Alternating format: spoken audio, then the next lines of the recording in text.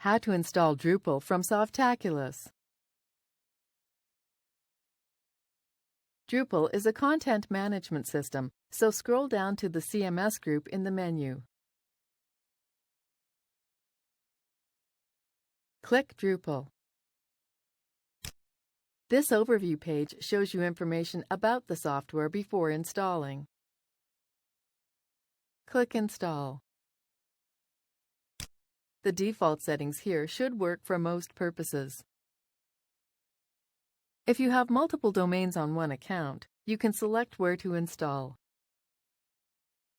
The next two boxes let you set the directory and database name, which will be created upon installation.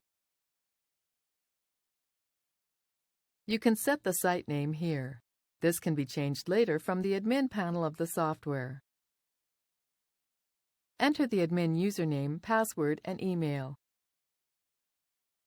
Click Install.